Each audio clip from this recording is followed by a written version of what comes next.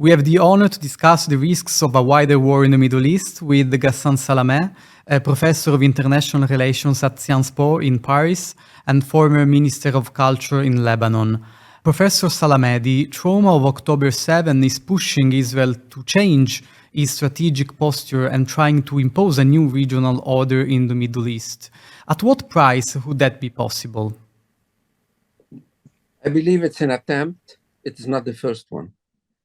The countries of the area stretching from the Taurus Mountains to Arabia Deserta and from Shatt al-Arab to the Mediterranean, the Levant or the Fertile Crescent, if you want, are made today of very fragile states. Lebanon is in a state of distress.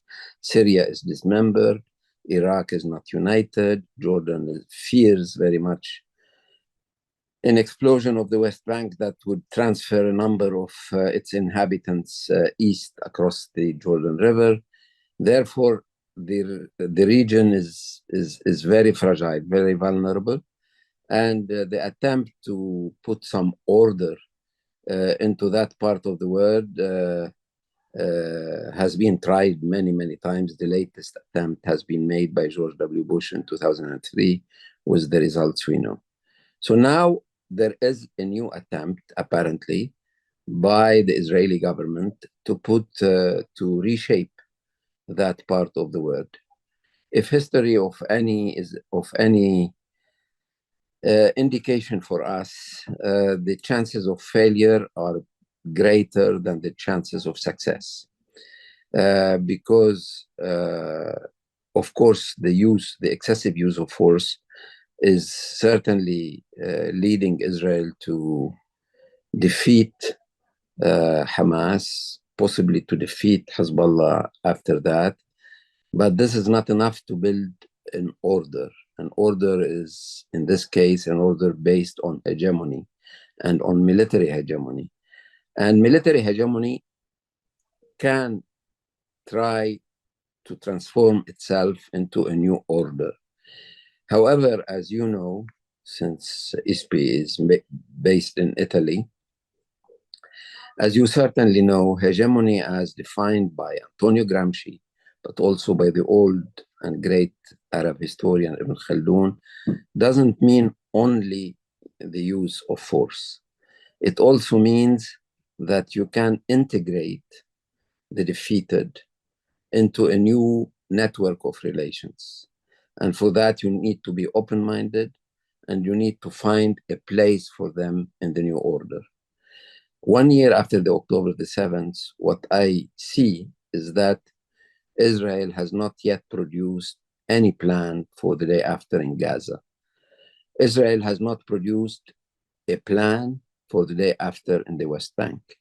And certainly Israel has not produced a plan for what could be the case in countries like Syria or like Lebanon. Therefore, if you have messianism, and messianism is now crossing the region, Hamas is messianic, Hezbollah is messianic, most of the Israeli cabinet is made of messianic people. Messianism does not go well with inclusivity. And inclusivity is needed if you want to build a long-term hegemony. You cannot rely only on sheer force to build hegemony or to reshape the Middle East into a new order. Therefore, I think the attempt is before our eyes. We don't know when the attack will stop, neither in Gaza and certainly not in Lebanon. We don't know where it will stop, in Syria, in Iraq, possibly in Iran, if there is a war with Iran. But the mere attempt itself is already quite costly in terms of human lives and material destruction. How could a direct confrontation between Israel and Iran change the region? Oh, certainly so. Certainly so. Because basically, Iran also has a plan or has devised a whole program for some kind of Iranian hegemony over this very part of the world. This led already to 8 years of war between Iran and Iraq. This led to Iranian investment in saving the regime of Bashar al-Assad in Syria. This has led to a lot of investment in the past 42 years in Lebanese Hezbollah. And this also has led into the support Iran had given to Hamas and to Islamic Jihad among the Palestinians. So you would have a confrontation not between two countries, but two countries with equally hegemonic ambitions. And therefore, that war would redefine the Fertile Crescent, which, as I said, is made of very vulnerable state units, depending on the outcome of such a confrontation between two hegemons in the making or emerging hegemons. The questions that will be asked then, first, what would be the relation of the other neighbors of the Levant, of Turkey, for example, or of the Gulf regions, of Egypt? Would they allow this confrontation to lead to some kind of division of the Levant between Israel on the one hand and Iran on the other hand? Would it lead to the defeat of one of the two hegemons that would reinforce even more Tehran or Tel Aviv? And in the meanwhile, to a large extent, the inhabitants of the Levant itself will be somehow on the receiving end of this big confrontation between two powers, two regional powers with expansionist ambitions. Professor Salamè, the death toll of the Israeli operations in Lebanon is higher than that of the last war in the country 18 years ago. The war is bound to have long-term consequences on the stability of Lebanon.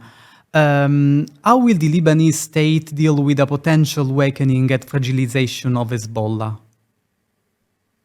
The Lebanese state is very weak. It is not weak only because of Hezbollah.